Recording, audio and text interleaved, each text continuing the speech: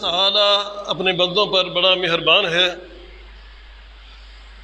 اور اس کی مہربانی کا یہ مظہر ہے کہ اس نے اپنے انبیاء اور رسولوں کے ذریعے یہ واضح کر دیا کہ کون کون سے کام اسے پسند ہیں اور کون کون سے کام اسے ناپسند ہیں، تاکہ اللہ کے بندے وہ کام کریں، وہ کام بجا لائیں جو اللہ تعالیٰ کو محبوب اور پسند ہیں، اور ہر اس کام سے بچیں جو اللہ تبارک و تعالیٰ کو ناپسند ہے اور اللہ تعالیٰ کے ہاں غیر مقبول ہے۔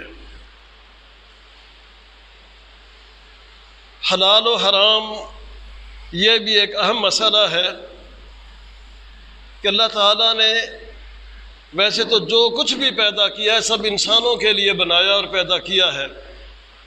اس روئے زمین پر جو کچھ بھی ہے یا جو کچھ ہمیں نظر آ رہا ہے وہ سب انسانوں کی بھلائی کے لیے، بہتری کے لیے اور فائدے کے لیے اللہ نے بنایا اور پیدا کیا ہے، اور ہم ان چیزوں سے فائدے اٹھا بھی رہے ہیں۔ تاہم اللہ نے بندوں کا امتحان لینے کے لیے ان میں سے کچھ چیزوں کو حرام بھی قرار دے دیا کہ پیدا تو کی ہے اللہ تعالیٰ نے، لیکن ان چیزوں کا استعمال کرنا تمہارے لیے جائز نہیں ہے، وہ حرام ہیں۔ جن چیزوں کے استعمال کرنے کی اجازت ہے، کھانے پینے کی اجازت ہے، جن کاموں کے کرنے کی اجازت ہے وہ حلال کہلاتے ہیں، اور جن کاموں سے روک دیا گیا، جن چیزوں سے روک دیا گیا وہ حرام کہلاتے ہیں کہ اللہ تبارک و تعالیٰ نے اسے منع فرما دیا ہے۔ ایمان کا یہ تقاضا ہے کہ اللہ کی حلال کی ہوئی چیزوں کو حلال سمجھا جائے، اور جن چیزوں کو اللہ نے حرام قرار دیا ہے ان کو حرام بھی سمجھے آدمی، اور ان سے بچنے کی بھی پوری کوشش کرے کہ یہ چیز حرام ہے، ناجائز ہے، میرے رب نے مجھے اس سے روک دیا ہے، اس سے بچنا چاہیے، وہ حرام ہے وہ چیز۔ اگرچہ خالق اللہ ہے، پیدا کرنے والا اللہ ہے، لیکن اس نے آزمایا ہے بندوں کو کہ میں نے انہیں یہ چیزیں دی ہیں، پیدا کی ہیں، اب یہ اس سے بچتے ہیں یا نہیں بچتے، میرے حکم کی تعمیل کرتے ہیں یا اپنی من مانی کرتے ہیں۔ آزمائش کے لیے، امتحان کے لیے، ابتلاء کے لیے اللہ تبارک و تعالیٰ نے کچھ چیزوں کو حرام بھی قرار دے دیا ہے۔ اس لیے اللہ تبارک و تعالیٰ نے حرام سے اجتناب اور حلال کی پابندی کا حکم اللہ نے نبیوں کو بھی دیا، نبیوں کی امتوں کو بھی دیا۔ یعنی جو حکم اللہ نے نبیوں کو دیا ہے وہی حکم اللہ تبارک و تعالیٰ نے نبیوں کی امتوں کو بھی دیا۔ یہ ایسا اہم حکم ہے کہ جس طرح عام مسلمان اور عام امتی اس حکم کے پابند ہیں، نبی بھی اس حکم کا اسی طرح پابند ہے۔ یہ شریعت صرف امتیوں کے لیے نہیں آتی، شریعت نبی کے لیے بھی ہے، نبی بھی اسی طرح پابند ہے جیسے عام امتی پابند ہیں۔ کچھ چیزوں میں تخصیص ہو جاتی ہے، اختصاص ہو جاتا ہے۔ دیکھیں، نماز پڑھنا ضروری ہے، جس طرح امت کے لیے ضروری ہے کہ نماز ادا کریں، نبی بھی اسی طرح نماز کا پابند ہے۔ نبی کے لیے چھوٹ نہیں اور نبی کے لیے رخصت یا اجازت نہیں ہے۔ ہمارے لیے حکم ہے کہ نماز کے لیے وضو کریں، تو نبی کے لیے بھی حکم ہے کہ وہ نماز کے وقت باوضو ہو۔ روزے رکھنے کا، حج کرنے کا، صدقہ خیرات دینے کا، سارے احکامات جس اللہ نے نبیوں کو دیے ہیں امتوں کو بھی دیے ہیں۔ چند احکام ایسے بھی ہیں کہ ان میں نبیوں کو اختصاص، خصوصیت دے دی گئی ہے کہ امت کے لیے حکم الگ ہے اور نبی کے لیے حکم الگ ہے، تو وہ الگ چیز ہے۔ ورنہ بالعموم شریعت کا جس طرح امت کو حکم ہے نبی کو بھی حکم ہوتا ہے۔ تو اللہ تعالیٰ نے قرآن مجید میں ارشاد فرمایا کہ یا ایھا الذین آمنوا، ایمان والو، کلوا من طیبات ما رزقناکم، ہم نے تمہیں جو چیزیں دی ہیں ان میں سے پاکیزہ چیزیں کھاؤ۔ اب اللہ نے جو کچھ پیدا کیا ہے بطور رزق دیا ہے، ان میں سے کچھ چیزیں پاکیزہ بھی ہیں اور کچھ چیزیں پاکیزہ نہیں ہیں۔ حکم یہ ملا کہ ان میں سے جو پاکیزہ اور اچھی چیزیں ہیں ان کے کھانے کی اجازت ہے، اور جو چیزیں پاکیزہ نہیں ہیں ان سے بچنے کا حکم ہے۔ اور پاکیزہ سے مراد حلال چیز، اور اس کے ساتھ ساتھ بعض چیزیں ہیں تو حلال لیکن حلال ہونے کے باوجود پاکیزہ نہیں ہیں، ان سے بچنے کا حکم ہے۔ بطور مثال پیاز ہے، پیاز پاکیزہ چیز ہے، پیاز حلال چیز ہے، جائز ہے، لیکن طیب نہیں، اچھی نہیں، بدبودار چیز ہے۔ نبی کریم صلی اللہ علیہ وسلم نے فرمایا جو آدمی پیاز کھانا چاہتا ہے وہ کھائے، پکا کر کھائے، بھون کر کھائے، اس کی بو ختم ہو جانی چاہیے۔ کچا پیاز کھا کر مسجد میں آنے سے روکا گیا ہے حلال چیز، پیاز حلال چیز ہے، لیکن پیاز کھانے کے بعد منہ سے بو آتی ہے، اس لیے وہ پاکیزہ نہیں ہے، مسجد میں کچا پیاز کھا کر آنے سے منع کیا گیا ہے۔ لہسن بھی وہ بھی ایسی ہی چیز ہے، ہر کوئی استعمال کرتا ہے، ہم بھی اور آپ بھی استعمال کرتے ہیں، جائز ہے، حلال ہے، لیکن وہ ہے بدبودار۔ جب تک اس کی بدبو آ رہی ہے اس وقت تک اس کا استعمال کرنا درست نہیں ہے۔ ہاں اسے پکا لیا جائے، اسے بھون لیا جائے، اس کے بعد اس کے کھانے کی اجازت ہے، کوئی حرج نہیں ہے۔ ہمارے لوگ شوق سے کچا لہسن کھاتے ہیں، شوق سے کچا پیاز استعمال کرتے ہیں، اگر مسجد میں آنے کا وقت ہو رہا ہے، ہونے والا ہے، پھر یہ چیزیں کھانا منع ہے۔ نبی کریم صلی اللہ علیہ وسلم نے ارشاد فرمایا تم یہ جو بدبودار چیز کھاتے ہو اور ایک دوسرے کو، انسانوں کو اس سے تکلیف ہوتی ہے، پریشانی ہوتی ہے، اللہ کے فرشتوں کو اس سے بھی زیادہ پریشانی ہوتی ہے۔ فَإِنَّ الْمَلَائِكَةَ تَتَأَذَّى مِمَّا يَتَأَذَّى مِنْهُ بَنُو آدم، کہ جن چیزوں کی بدبو کی وجہ سے انسانوں کو پریشانی ہوتی ہے، اور اللہ کے جو پاکیزہ مخلوق ہے نا فرشتے، ان کو اس سے بھی زیادہ تکلیف ہوتی ہے، لہذا کچے پیاز اور کچے لہسن کھا کر مسجد میں آنے کی اجازت نہیں ہے۔ بلکہ فرمایا جس نے کچا لہسن کھایا ہو، کچا پیاز کھایا ہو، اس کو پکڑ کر بقیع میں چھوڑ کر آؤ، قبرستان میں چھوڑ کر آؤ، وہ انسانوں کے درمیان بیٹھنے کے قابل نہیں، اسے تو قبرستان میں چھوڑنا چاہیے، وہاں کسی کو بھی تکلیف نہیں ہوگی، وہاں قبریں ہیں، مردے ہیں، مردوں تک بدبو نہیں جائے گی، لہذا اس کو قبرستان میں چھوڑ کر آنا چاہیے۔ انسانی ماحول میں، انسانی معاشرے میں اس آدمی کو بیٹھنے کی اجازت نہیں ہے۔ دیکھیں اللہ کی پیدا کی ہوئی چیز ہے پیاز بھی، لہسن بھی، اور حلال چیز بھی ہے، لیکن جب بدبو آ رہی ہے تو بدبو کی حالت میں، بدبو کی صورت میں مسجد کے اندر آنے سے نبی کریم صلی اللہ علیہ وسلم منع فرما دیا ہے۔ اللہ کے نبی صلی اللہ علیہ وسلم جب ہجرت کر کے مدینہ منورہ گئے تھے، ابو ایوب انصاری رضی اللہ تعالیٰ عنہ کے گھر مہمان تھے، وہ کھانا بنا کر لایا کرتے تھے، کھانے میں اگر پیاز ہوتا تھا، چاہے وہ پکا ہوا بھی ہوتا تھا، بھونا ہوا بھی ہوتا تھا، احتیاط کی وجہ سے رسول اکرم صلی اللہ علیہ وسلم وہ کھانا، وہ سالن استعمال نہیں کیا کرتے تھے۔ سالن لایا جاتا، آپ پوچھتے اس میں پیاز ڈالا گیا ہے، بتایا جاتا کہ جی ہاں پیاز ڈالا گیا ہے، آپ فرماتے چل رہنے دو، میں کوئی اور چیز کھا لوں گا، پیاز والی چیز میں نہیں، چاہے بھون بھی لیا ہے، احتیاط کا تقاضا ہے، اور یہ بہت زیادہ احتیاط ہے کہ اگرچہ پکا کر اور بھون کر کھانے کی اجازت ہے، اللہ کے نبی نے اپنے مقام کی وجہ سے بھونا ہوا اور پکا ہوا پیاز بھی نہیں کھایا ہے، ہمیں روک دیا گیا۔ اس سے یہ پتہ چلا کہ آدمی نے کوئی ایسی چیز کھائی ہے، ایسی چیز پی ہے، ایسی چیز استعمال کی ہے جس کی وجہ سے بدبو آ رہی ہے، اس حالت میں مسجد میں نماز کے لیے آنے کی اجازت نہیں ہے اسے۔ حالانکہ مسجد میں آنا فرض ہے، نماز ادا کرنا فرض ہے، لیکن ادھر یہ رکاوٹ والی چیز اس نے کھائی پہنی ہے، اس لیے اس کو مسجد میں آنے سے روک دیا گیا ہے۔ مدینہ کے لوگ، عرب کے لوگ مزدور ٹائپ لوگ تھے، مزدوری کیا کرتے تھے، بھیڑیں چراتے، بکریاں چراتے، اونی لباس پہنتے، وہ جنگلوں میں کام کاج کرتے، کھیتوں میں کام کاج کرتے، وہ پرواہ نہیں کرتے تھے۔ اسی طرح جمعے کا وقت ہوتا تو مسجد میں آ جاتے تھے۔ اب نہایا ہوا بھی نہ ہو آدمی، کپڑا بھی اونی پہنا ہوا ہو، گرمی کا موسم ہو، پسینہ آیا ہوا ہو، پھر پسینے کی بو آتی ہے اس سے، اور وہ پتہ نہیں شاید 2 دن 3 دن کپڑے بھی تبدیل نہیں کرتے ہوں گے کہ وہاں پانی کی بھی قلت اور اس قسم کے اسباب کی بھی قلت تھی۔ جمعے کا دن ہوا، مسجد میں نمازی آئے، ہوا چلی، پسینہ آیا، لوگوں کو پسینے کی بو مسجد کے اندر پھیل گئی۔ نبی کریم صلی اللہ علیہ وسلم فرمایا تم آئندہ جمعے کے دن آؤ تو غسل کر کے آیا کرو، نہا دھو کے آیا کرو جمعے کے دن، باقی دنوں میں آپ کی مرضی ہے نہائیں یا نہ نہائیں، جمعے کے دن غسل کر کے آیا کرو، کپڑے تبدیل کر کے آیا کرو، نیا لباس پہن کے آیا کرو، نئے سے مراد دھلا ہوا لباس، صاف ستھرا لباس پہن کے آیا کرو، خوشبو ہے تمہارے پاس خوشبو لگا کے آیا کرو، اپنی خوشبو نہیں ہے، بیوی کے پاس خوشبو پڑی ہے، بیوی کی خوشبو لگا کر آ جایا کرو، اچھی اور بہتر حالت اختیار کر کے مسجد میں آنا چاہیے۔ خیر آج کل تو ہمارے ہاں ماشاءاللہ حالات ہی مختلف ہیں، پانی عام ہے ہمارے علاقوں میں، ہر کوئی تقریباً ہر روز ہی نہاتا ہے، بلکہ ایک ایک دن میں شاید 2 دفعہ 3 دفعہ بھی ہم نہا لیتے ہیں۔ تو صاف ستھرا جسم ہوتا ہے، پسینے کی بو عام طور پر ختم ہوتی ہے، کپڑوں سے بو نہیں آ رہی ہوتی ہے، پھر بھی کوشش کرنی چاہیے کہ جمعے کے دن غسل ضرور کرنا چاہیے، چاہے سردی کا موسم ہو چاہے گرمی کا موسم ہو۔ اللہ کے نبی صلی اللہ علیہ وسلم نے فرمایا ہے غسل یوم الجمعۃ واجب علی کل محتلم، ہر بالغ آدمی پر فرض ہے اور لازم ہے کہ جمعے کے دن غسل ضرور کرے۔ اب یہ بھی نہیں کہ ادھر جمعے کا وقت ہو اور آدمی غسل خانے میں چلا جائے، بر وقت تیاری کرے۔ آج کل کے حساب سے صبح 8-9 بجے تیار ہونا چاہیے، نہا لینا چاہیے، کپڑے بدل لینے چاہیے، مکمل طور پر تیار ہونا چاہیے۔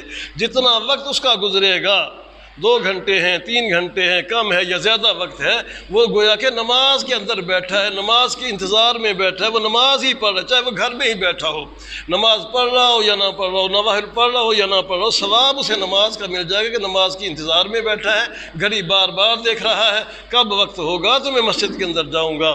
ہاں سب سے پہلے مسجد میں پہنچے، بر وقت مسجد میں پہنچے، پھر کیا ہی کہنے۔ جو آدمی سب سے پہلے مسجد میں جمعہ ادا کرنے کے لیے آ گیا، کیا ہی کہنے، سبحان اللہ۔ جمعے کا دن ہے، سب سے پہلے کوئی آدمی مسجد میں پہنچا ہے کہ میں بر وقت جا کر اللہ کو راضی کروں اور اللہ کی عبادت کر لوں۔ اللہ کے نبی صلی اللہ علیہ وسلم نے فرمایا اس آدمی کو اتنا ثواب ہوتا ہے جیسے ایک اونٹ ذبح کر کے صدقہ کیا جائے۔ آج کل کے حالات میں شاید 1 لاکھ کا بھی اونٹ نہ ملے، 1 لاکھ سے بھی زیادہ قیمت، 1.25 لاکھ 1.5 لاکھ شاید 2 لاکھ تک قیمت ہوگی، ہم نے پوچھا تو کبھی نہیں ہے۔ اگر 1.5-2 لاکھ کا اونٹ خرید کے اس کو ذبح کرے، پھر اس کا گوشت تقسیم کرے، جتنا ثواب اس آدمی کو ہوگا، نبی کریم صلی اللہ علیہ وسلم جو آدمی سب سے پہلے جمعہ ادا کرنے کے لیے مسجد میں آ گیا اس کو اتنا ثواب ہوگا۔ اس کے بعد دوسرے نمبر پر آنے والے کو اس سے کم ثواب ہوگا، جیسے کوئی ایک گائے یا ایک بیل کا صدقہ کرتا ہے۔ اس کے بعد آنے والے کو ایک بکرا یا بکری کرنے کا صدقہ ملتا ہے۔ یوں درجہ بدرجہ ثواب میں کمی آتی رہتی ہے۔ اذان تک فرشتے آنے والوں کے نمبر لکھتے رہتے ہیں، اب فلاں آدمی آ گیا، فلاں آدمی آ گیا، اور جب اذان ہوتی ہے جمعے کے لیے فرشتے اپنے رجسٹر بند کر کے پھر مسجد میں آ کر خطبے کے لیے بیٹھ جاتے ہیں۔ تو بہرحال اللہ تبارک و تعالیٰ نے اپنی پیدا کی ہوئی چیزوں میں سے اکثر چیزوں کو تو حلال قرار دیا ہے، کچھ چیزیں حرام بھی قرار دی ہیں۔ حکم دیا کہ اے ایمان والو تم حلال چیزیں کھاؤ، اور ہم نے تمہیں جو کچھ دیا ہے اس میں سے پاکیزہ چیزیں کھاؤ۔ واشکروا للہ، اور اللہ تعالیٰ کا شکر ادا کیا کرو کہ اللہ تبارک و تعالیٰ نے تمہیں یہ نعمتوں سے نوازا ہے۔ اللہ کا شکر کرنا چاہیے، اللہ نے ہمیں یہ نعمت عطا فرمائی ہے۔ کتنے ہی لوگ ایسے بھی ہوتے ہیں ہمارے ماحول میں اور ہمارے ارد گرد ہمارے معاشرے میں، ہمیں وہ چیز حاصل ہے اور بہت سے لوگوں کو وہ چیز حاصل نہیں ہے۔ اللہ کا شکر ادا کرنا چاہیے، یا اللہ تیرا شکر ہے کہ تو نے مجھے کسی کا محتاج نہیں کیا اور اس چیز سے محروم نہیں کیا ہے۔ ہر حال میں اللہ تعالیٰ کا شکر بجا لانا چاہیے۔ یہ صحت اللہ تعالیٰ کی بہت بڑی نعمت ہے جس کا ہمیں احساس نہیں، جس کی ہمیں قدر نہیں ہے۔ صحت بھی اللہ تعالیٰ کی نعمتوں میں سے عظیم نعمت ہے۔ پوچھیں اس آدمی سے جو صحت سے محروم ہو گیا، جس کے پاس صحت نہیں رہی، اب وہ پریشان ہوتا ہے، اب وہ افسوس کرتا ہے کہ صحت ہوتی تو میں فلاں کام کر لیتا، صحت ہوتی تو میں فلاں کام کر لیتا۔ اس صحت کی بھی قدر کرنی چاہیے، اللہ تعالیٰ کا شکر ادا کرنا چاہیے۔ دیکھیے اللہ نے ہمیں ہاتھ دیے ہیں، بازو دیے ہیں، پاؤں دیے ہیں، زبان دی ہے، آنکھیں دی ہیں، ہمیں بولنے کے لیے بولنے کی توفیق عطا فرمائی ہے، سننے کے لیے کان عطا فرمائے ہیں، اچھائی اور برائی، نقصان دینے والی چیز اور فائدہ چیز دینے والی چیز کی سمجھ عطا فرمائی ہے۔ اللہ تعالیٰ کا کتنا بڑا ہمارے اوپر انعام ہے، الحمدللہ۔ شاید ہم اس کا شکر ادا کرتے ہوں، اللہ کی نعمتوں کا شکر ادا کرنا چاہیے۔ یا اللہ تیرا شکر ہے کہ تو نے مجھے یہ نعمتیں دی ہیں، اور اس کے لیے دعا بھی کرنی چاہیے، یا اللہ ان نعمتوں میں برکت عطا فرما۔ ایک دعا ہے رسول اکرم صلی اللہ علیہ وسلم کی اس حوالے سے، آپ نے ہمیں دعا سکھائی ہے، ہمیں بھی یاد کرنی چاہیے اور یاد ہونی چاہیے۔ اللہم عافنی فی بدنی، یا اللہ مجھے جسم کے حوالے سے صحت عطا فرما۔ شاید کسی نے دعا کی ہو کبھی، لیکن میرا خیال ہے بس اللہ نے صحت دے دی ہے، بس ٹھیک ہے، صحت کی دعا کبھی نہیں مانگی۔ ہاں بیمار ہو جائیں کبھی، اللہ تعالیٰ محفوظ فرمائے، اللہ تعالیٰ صحت دے، بیمار ہو جائیں تو صحت کی دعا کر لیتے ہیں، لیکن مزہ تو تب ہے جب صحت کی حالت، ان دنوں میں بھی اللہ تعالیٰ سے صحت مانگی جائے، یا اللہ تو نے مجھے صحت عطا فرمائی، یہ صحت میں برکت عطا فرما، اللہم عافنی فی بدنی، یا اللہ میرے جسم کے حوالے سے مجھے عافیت عطا فرما، میرے جسم کا کوئی حصہ بیکار نہ ہو جائے اور میرے جسم کا کوئی حصہ وہ بے عمل نہ ہو جائے، میں اس سے محروم نہ ہو جاؤں۔ کئی لوگ ہوتے ہیں بینائی سے محروم ہو جاتے ہیں بیچارے، کئی لوگ ہوتے ہیں کان سے محروم ہو جاتے ہیں، سننے کی قوت نہیں رہتی، کئی لوگ ایسے ہوتے ہیں وہ چلنے سے محروم ہو جاتے ہیں، چلنا پھرنا مشکل ہو جاتا ہے۔ اللہم عافنی فی بدنی، یا اللہ مجھے میرے جسم کے حوالے سے عافیت اور صحت عطا فرما۔ عافنی فی سمعی، یا اللہ میرے کانوں میں صحت عطا فرما، کانوں کے حوالے سے میرے کانوں میں کوئی خرابی پیدا نہ ہو جائے۔ کئی لوگ ہوتے ہیں بیچارے، اللہ اکبر، کان دیکھنے میں تو کان موجود ہے، سننے کی طاقت نہیں۔ یہ کان اللہ کی بڑی نعمت ہے۔ جو لوگ بیچارے سننے سے محروم ہو جاتے ہیں نا، وہ پھر بڑے لطیفے بنتے ہیں، کہنے والا کچھ کہہ رہا ہوتا ہے، سمجھنے والا پتہ نہیں کچھ اور ہی سمجھ رہا ہوتا ہے۔ ہم اس سے کچھ پوچھ رہے ہوتے ہیں، وہ جواب کچھ اور دے رہا ہوتا ہے، کیونکہ اس کو سمجھ ہی نہیں آئی، اس نے بات سنی ہی نہیں۔ یہ اللہ تعالیٰ کا کتنا فضل ہے کہ ہم بات سن رہے ہیں اور بات سمجھ رہے ہیں۔ اللہ تعالیٰ سے دعا کرنی چاہیے، اللہم عافنی فی سمعی، کہ یا اللہ میرے کانوں کے حوالے سے بھی مجھے عافیت عطا فرما، میرے کانوں میں کوئی پریشانی لاحق نہ ہو، کوئی بیماری لاحق نہ ہو۔ اللہم عافنی فی بدنی، اللہم عافنی فی سمعی، اللہم عافنی فی بصری، یا اللہ میری آنکھوں کو بھی درست رکھنا۔ اللہ اکبر، کئی لوگ ہیں بیچارے ٹھیک تھے، صحت مند تھے، نظر ان کی ٹھیک تھی، بینائی ٹھیک تھی، ایک سٹیج ایسا آتا ہے کہ وہ اندھے ہو جاتے ہیں، نابینے ہو جاتے ہیں یا کانے ہو جاتے ہیں بیچارے۔ کتنا ہمارے اوپر اللہ تعالیٰ کا یہ انعام ہے، اللہ نے ہمیں آنکھیں دی ہیں، اللہ نے ہمیں بینائی دی ہے، ہم راستہ دیکھ سکتے ہیں۔ جو بیچارہ بینائی سے محروم ہے اسے یہ پتہ نہیں چلتا میں نے جانا ہے آگے دیوار آ رہی ہے یا کوئی نیچی جگہ آ رہی ہے یا کوئی نالی آ رہی ہے یا کوئی اینٹ روڑا پتھر آ رہا ہے، اس کو کوئی پتہ نہیں چلتا۔ کھانے کے وقت اسے کوئی پتہ نہیں چلتا۔ ہم نابینے آدمی کے سامنے جتنے مرضی اچھے سے اچھے اور بہتر سے بہتر کھانے لا کے رکھ دیں، جن کی آنکھیں کام کر رہی ہیں وہ دیکھ کر پسند کر لیتا ہے کہ یہ چیز میں نے کھانی ہے، یہ نہیں کھانی، یہ مجھے پسند ہے، یہ زیادہ پسند ہے، یہ تھوڑی پسند ہے، یہ چیز میں نے پینی ہے۔ اب نابینے آدمی کے سامنے ہم سادہ پانی بھی رکھ دیں، شربت بھی رکھ دیں، ملک شیک اور لسی بھی رکھ دیں، ہم تو دیکھنے والے چلو میں یہ چیز بھی لے لوں، کچھ یہ بھی لے لوں، کچھ یہ بھی۔ نابینا آدمی بیچارہ کیا کرے؟ وہ اپنی پسند سے کوئی چیز نہیں لے سکتا۔ اسے بتایا جائے گا کہ بھائی جان یہ چیز بھی پڑی ہے، یہ چیز بھی پڑی ہے، یہ بھی ہے، بتائیں آپ کو کون سی چیز دیں؟ ہم بتائیں، وہ بس نام اس نے سنا ہوگا، لسی بھی کوئی چیز ہوتی ہے، شربت بھی کوئی چیز ہوتی ہے، یا ملک شیک بھی کوئی چیز ہوتا ہے، دیکھ کر تو اس بیچارے کو کوئی پتہ نہیں کہ اس کے لیے سب برابر ہی ہے۔ اللہم عافنی فی بصری، یا اللہ مجھے آنکھوں کے حوالے سے عافیت عطا فرما۔ اللہ تعالیٰ کا شکر ادا کرنا چاہیے۔ ایک حدیث میں آتا ہے نبی کریم صلی اللہ علیہ وآلہ وسلم نے فرمایا کہ تم اچھے دنوں میں اللہ تعالیٰ کو یاد رکھو، مشکل کے دنوں میں اللہ تعالیٰ تمہارے اوپر مہربانی کرے گا۔ اچھائی والے دن ہیں، نعمت والے دن ہیں، ان دنوں میں تم اللہ تعالیٰ کو یاد کیا کرو، اللہ تعالیٰ کا شکر ادا کیا کرو۔ جب پریشانی والے دن آئیں گے انشاءاللہ اللہ تعالیٰ ان دنوں میں بھی تمہاری مدد فرمائے گا۔ واشکروا للہ، اللہ تبارک و تعالیٰ کا شکر ادا کیا کرو، حلال چیزیں کھاؤ، پاکیزہ چیزیں کھاؤ اور اللہ تعالیٰ کا شکر ادا کیا کرو۔ اللہ کے شکر کے بھی کئی انداز ہیں۔ ایک تو یہ ہے زبان سے کہا جائے الحمدللہ، اللہ کی کوئی نعمت استعمال کی، کھانے کی چیز ہے الحمدللہ، پینے کی چیز ہے الحمدللہ، پہننے کی چیز ہے الحمدللہ، اللہ تعالیٰ کا شکر ادا کیا جائے۔ اس کے علاوہ بھی اللہ تبارک و تعالیٰ کے شکر کا ایک انداز یہ ہے، اللہ نے ہمیں جو نعمت دی ہے خود استعمال کرتے ہیں تو دوسروں کو بھی اس میں شریک کیا جائے۔ وفی اموالہم حق معلوم للسائل والمحروم، تمہیں اللہ نے جو مال دیا ہے صرف تمہارے لیے نہیں ہے کہ بس جمع کرتے رہو اپنے گھر میں اور اپنی جیب میں، اس میں غریبوں کا بھی حق ہے، سائل مانگنے والوں کا بھی حق ہے اور محروم کا بھی حق ہے۔ سائل سے مراد ہے کہ مانگنے والا آ گیا، اسے بھی اس میں سے حصہ دینا چاہیے۔ کسی سوالی کو خالی نہیں بھیجنا چاہیے۔ کوئی مانگنے والا آ جائے، وہ صحت مند ہو، وہ موٹا تازہ ہو، وہ اچھا نظر آ رہا ہے، اچھا لباس پہنے ہوئے ہے، یہ نہیں سوچنا چاہیے کہ یہ تو فقیر نہیں ہے، یہ مسکین نہیں ہے، مانگنے کے قابل نہیں ہے۔ کئی لوگ اس کو طعنہ دیتے ہیں، وہ تو اتنا موٹا تازہ ہے تو مانگنے کے لیے آ گیا، محنت کیوں نہیں کرتا؟ نہ کسی کو تانا نہیں دینا چاہیے۔ اللہ نہ کرے جیسے آج وہ ہاتھ پھیلانے پر مجبور ہو کہ ہمیں ایسے حالات نہ پیش آ جائیں، ہمیں کسی کے سامنے ہاتھ نہ پھیلانے پڑ جائیں۔ واشکروا للہ، اللہ تبارک و تعالیٰ کا شکر ادا کرنا چاہیے۔ اللہ کا شکر ہے، اللہ نے مجھے دیا ہے اور کوئی میرے پاس لینے آیا کہ دے سکتا ہے۔ اللہ ہمیں دینے والا بنائے، لینے والا نہ بنائے۔ اللہ کے نبی صلی اللہ علیہ وسلم نے ایک حدیث میں فرمایا ہے کہ دینے والا ہاتھ اچھا اور بہتر ہے لینے والے سے۔ ایک ہوتا ہے کسی کو دینے والا، ایک ہوتا ہے کسی سے لینے والا۔ لینے والے کی نسبت دینے والا بہتر ہے، دینے والا افضل ہے۔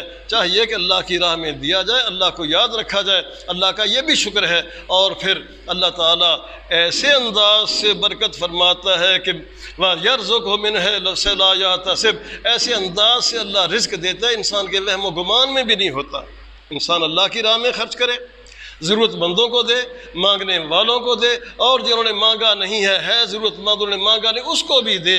پھر اللہ تبارک و تعالیٰ بھی ایسے انداز سے رزق دیتا ہے اپنے بندوں کو من حیث لا یحتسب، انسان کے وہم و گمان میں بھی نہیں ہوتا کہ اس طرح بھی رزق دیا جاتا ہے۔ رسول اکرم صلی اللہ علیہ وسلم نے ایک واقعہ بیان فرمایا، اللہ اکبر۔ ایک آدمی جنگل میں جا رہا تھا، سچے نبی کی سچی بات، سچی کہانی، سچا واقعہ، گپ نہیں ہے۔ بعض لوگ تو گپیں سناتے ہیں، ہمیں تو گپیں آتی نہیں ہیں، نہ ہی سنانا جائز ہے۔ حدیث کی بات، حدیث کا واقعہ مسئلہ سمجھنے کے لیے کہ اللہ کا شکر ادا کیا جائے، پھر اللہ تعالیٰ کیسے اپنے بندوں کو کس انداز سے رزق دیتا ہے۔ نبی کریم صلی اللہ علیہ وسلم نے فرمایا، ایک آدمی جنگل میں جا رہا تھا، دھوپ ہے، دھوپ نکلی ہوئی ہے، جنگل کا موقع ہے، جنگل کا سفر ہے، وہ جا رہا ہے۔ اچانک آواز آئی کہ اے بادل، جا کے فلاں آدمی کے باغ کو پانی پلا، سیراب کر، اس کے باغ کو پانی کی ضرورت ہے۔ آواز آئی کہ اے بادل، جا کر فلاں آدمی کے باغ میں برس، وہاں جا کے پانی دے، اس کو کھیت میں پانی لگانے کی ضرورت ہے۔ وہ آدمی حیران ہو گیا، آواز کہاں سے آئی ہے، کون سے بادل؟ آسمان پر دیکھا تو کہیں کہیں چھوٹے چھوٹے بادل کے ٹکڑے تھے، کوئی اس طرف کوئی اس طرف، کہیں کہیں چھوٹے چھوٹے بادل کے ٹکڑے تھے۔ اور آواز آئی کہ اے بادل، جا کے فلاں آدمی کے باغ کو سیراب کرو، وہاں پانی کی اس کو ضرورت ہے۔ یہ آدمی حیران ہوا، دیکھ رہے اچانک وہ سارے بادل جو ادھر ادھر بکھرے ہوئے تھے ایک جگہ پر اکٹھے ہو گئے، سارے بادل۔ واشکروا للہ، اللہ کا شکر ادا کرو، پھر دیکھو اللہ تعالیٰ رزق کیسے دیتا ہے۔ بادل اکٹھے ہو گئے ایک مقام پر اور وہ برسنے لگے، بارش ہونے، سارا علاقہ محروم ہے، ہر پورے علاقے میں دھوپ، خوب جون کی گرمی ہے، دھوپ نکلی ہوئی ہے، اور ایک جگہ بارش برس رہی ہے، تھوڑی سی جگہ پر بارش برس رہی ہے۔ وہ حیران ہوا کہ ساری جگہ خالی ہے، یہ خاص جگہ ہے، یہاں پانی برس رہا ہے۔ پانی برسا، پانی اکٹھا ہوا اور ایک نالی بن کے نالی میں پانی جا رہا ہے۔ سبحان اللہ، بارش برسی، بادل برسے، پانی اکٹھا ہو کر ایک طرف جانے لگا۔ اس لیے سوچا منظر دیکھنا تو چاہیے، بات کیا ہے، یہ عجیب بات ہے، پورا علاقہ محروم ہے بارش سے، یہ ایک آدمی کا نام لے کر کہا جا رہا ہے جا کر اس کے باغ کو سیراب کرو، اس کی کھیتی کو سیراب کرو۔ بارش ہوئی اور پانی جا رہا ہے، پانی کے ساتھ ساتھ وہ بھی گیا، آگے کھیت میں وہ پانی پہنچ گیا۔ ایک آدمی کو دیکھا کسی لے کر پانی لگا رہا تھا، ایک کیارے کو اور دوسرے کیارے کو، تیسرے کیارے کو۔ بات تو ساری پوری ہو گئی۔ یہ کھیت والے کے پاس گیا اور کہنے لگا، بھائی جان السلام علیکم، کیا حال ہے، خیریت سے ہیں؟ آپ کا نام کیا ہے؟ آنے والا آدمی، مسافر آدمی کھیت والے سے پوچھتا ہے آپ کا نام کیا ہے؟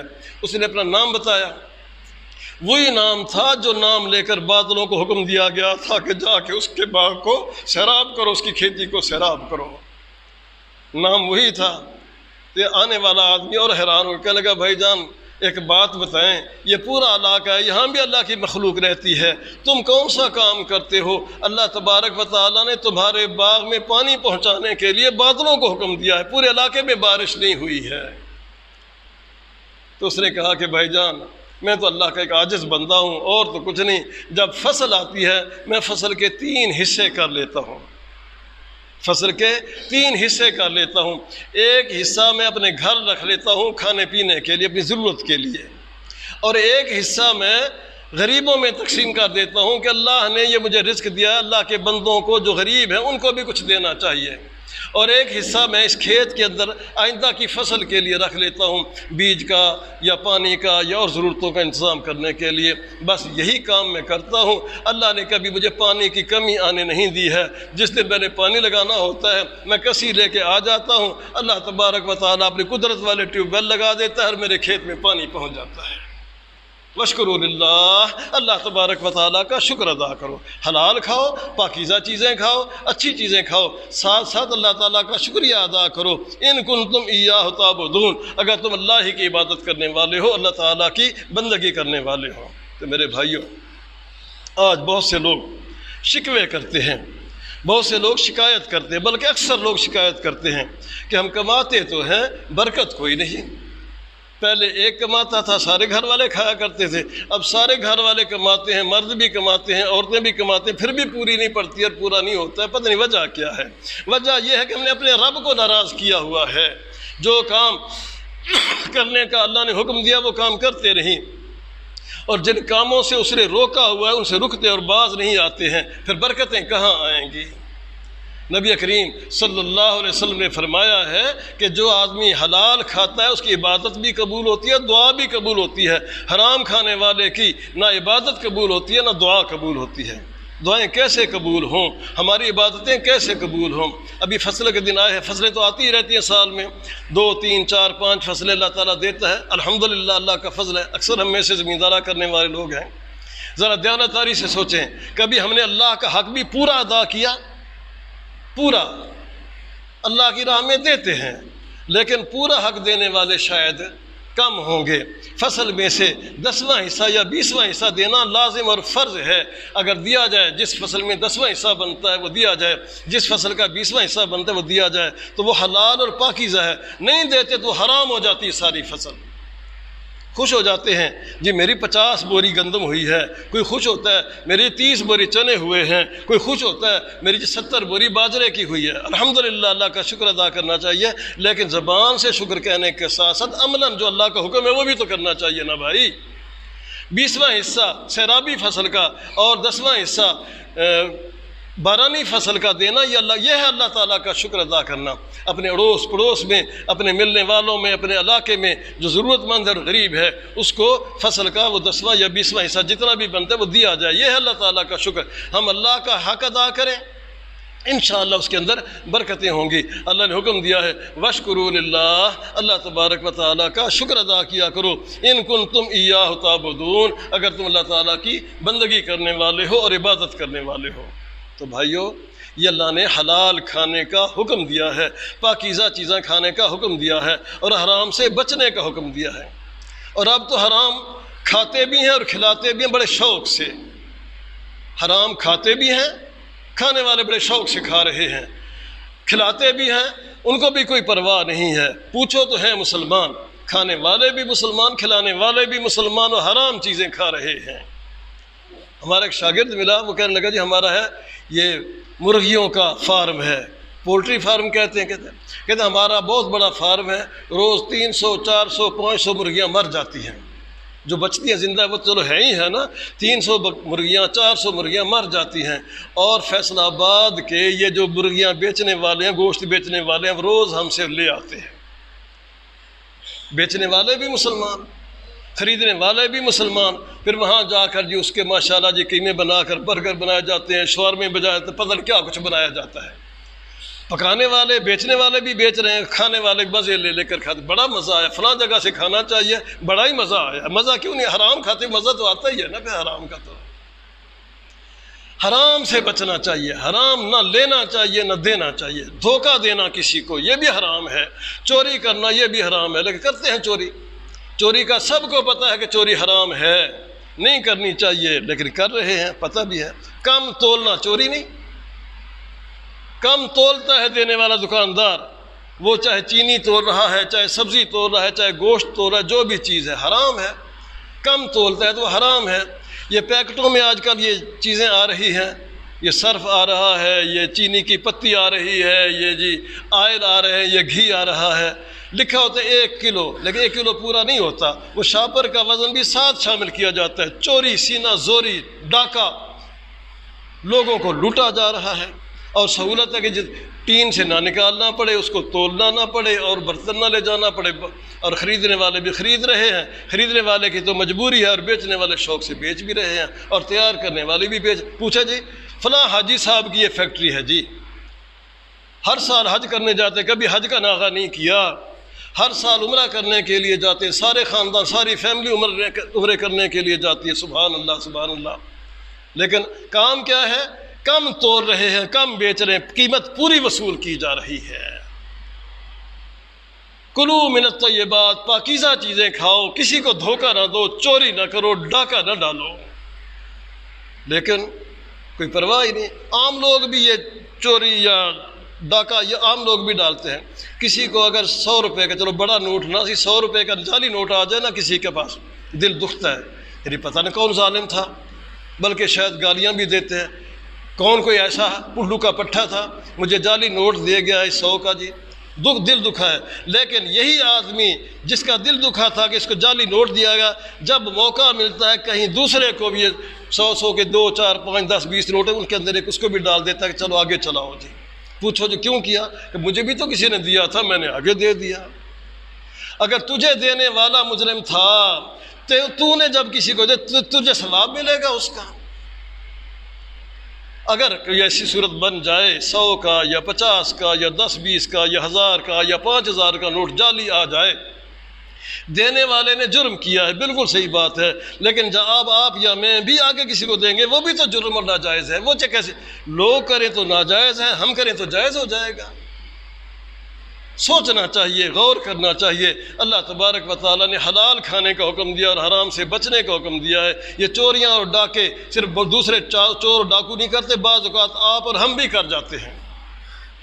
ہمارا مسجدوں سے تعلق ہے، مدرسوں سے تعلق ہے، بعض اوقات مسجد میں ایسا ہوتا ہے کسی آدمی کی جوتی چوری ہو جاتی ہے، ہونا تو نہیں چاہیے، نمازی چوری نہیں کرتے، چور نمازی کی شکل میں آ جاتے ہیں، جوتا کسی کا اٹھا کے لے جاتے ہیں، اس نے غلط کیا، چوری کی۔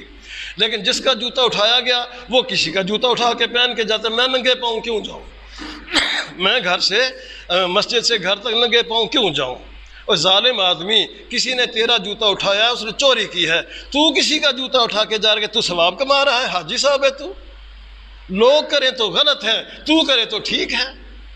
حرام کام سے، غلط کام سے ہمیں بچنے کی پوری کوشش کرنی چاہیے۔ کسی کا نقصان ہو جائے برداشت کرنا چاہیے، اللہ تعالیٰ اس کی بہتر جزا دے گا۔ اللہ نے قرآن میں فرمایا یا ایھا الذین آمنوا، ایمان والو، ایمان کا دم بھرنے والو، ایمان کا دعویٰ کرنے والو، کلوا من طیبات ما رزقناکم، ہم نے تمہیں جو دیا اس سے پاکیزہ چیزیں کھاؤ اور ناجائز چیزوں سے بچو، حرام سے بچو، واشکروا للہ، ہر حال میں اللہ کا شکر ادا کیا کرو، ان کنتم ایاہ تعبدون، اگر تم اللہ کی بندگی کرنے والے ہو تو۔ ہم حرام سے بچیں گے، اللہ کو راضی کرنے کی کوشش کریں گے، انشاءاللہ پھر اللہ تعالیٰ کی رحمتیں اور برکتیں بھی حاصل ہوں گی۔ اور ہاں، حرام کھانے والا، حرام کمانے والا، حرام چیز کرنے والا، اس کی کوئی دعا اور عبادت قبول نہیں ہوتی۔ اللہ کے نبی صلی اللہ علیہ وسلم نے ارشاد فرمایا ہے کہ مسافر کی دعا قبول ہوتی ہے، مسافر سفر میں ہو اس کی دعا قبول ہوتی ہے، اور اللہ کے فضل سے ہم سفر میں جاتے کبھی دعا نہیں کرتے،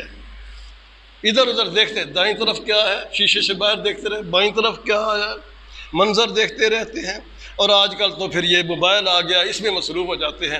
ہمیں اللہ کا نام لینا یاد ہی نہیں، گاڑی پر سوار ہوتے اللہ کا نام لینا یاد نہیں ہوتا، دوران سفر اللہ کو یاد نہیں کرتے ہیں۔ اور اللہ کے نبی صلی اللہ علیہ وسلم آتے مسافر کی دعا قبول ہوتی ہے سفر کے دوران۔ ٹھیک ہے، کوئی اور باتیں بھی انسان کر لیتا ہے، کچھ اللہ کو بھی یاد کر لینا چاہیے، لیکن اللہ کے نبی صلی اللہ علیہ وسلم فرماتے، مسلم کی حدیث ہے، ایک آدمی سفر میں جا رہا ہو، بال اس کے بکھڑے ہوئے ہیں، پاؤں اس کے غبار آلود ہیں، جسم کے اوپر مٹی اور غبار ہے، جیسے پہلے زمانوں میں پیدل سفر تھے یا گھوڑوں گدھوں اونٹوں کے سفر ہوتے تھے۔ ایک آدمی جا رہا ہے، پاؤں پر غبار ہے، بال بکھڑے ہوئے ہیں، بال اجڑے ہوئے ہیں، اور وہ ہاتھ اٹھا اٹھا کر دعائیں کرتا ہے، یا رب یا رب، اے میرے رب، پھر یہ دعا قبول کر لے، اے میرے رب میری یہ دعا قبول کر لے۔ مسافر کی دعا قبول ہوتی ہے، لیکن لیکن اس مسافر کی دعا کیسے قبول ہو جس کی غذا حرام ہے، کھانا حرام ہے، لباس حرام ہے، ملبسہ حرام ومطعمہ حرام، کہ جس کا لباس بھی حرام ہو، جس کی خوراک بھی حرام ہو، انا یستجاب له، اس کی دعا کیسے قبول ہو سکتی ہے؟ وہ آدمی تو جہنم کے قابل ہے جس کا لباس حرام ہے اور جس کی غذا حرام ہے، اس کی نہ نماز قبول ہوتی ہے، نہ روزے قبول ہوتے ہیں، نہ دعا قبول ہوتی ہے۔ اگر حج یا عمرے کے لیے بھی چلا گیا حرام کمانے والا، حرام کھانے والا، اس کا بھی نہ حج قبول ہوتا ہے اور نہ عمرہ قبول ہوتا ہے۔ اللہ تعالیٰ سے دعا ہے اللہ تعالیٰ ہمیں حلال کمانے کی توفیق عطا فرمائے، اللہ ہمیں حلال کھانے کی توفیق عطا فرمائے، اللہ تعالیٰ ہمیں حرام سے بچنے کی توفیق عطا فرمائے۔ حرام چیز کے بارے میں اگر شک بھی پڑ جائے کہ پتہ نہیں یہ چیز حلال ہے یا حرام ہے، احتیاط کا ایمان کا تقاضا ہے کہ اس کو چھوڑ دینا چاہیے کہ پتہ نہیں مشکوک چیز میرے پیٹ کے اندر نہ چلی جائے۔ اقول قولی ھذا وآخر دعوانا ان الحمد للہ رب العالمین۔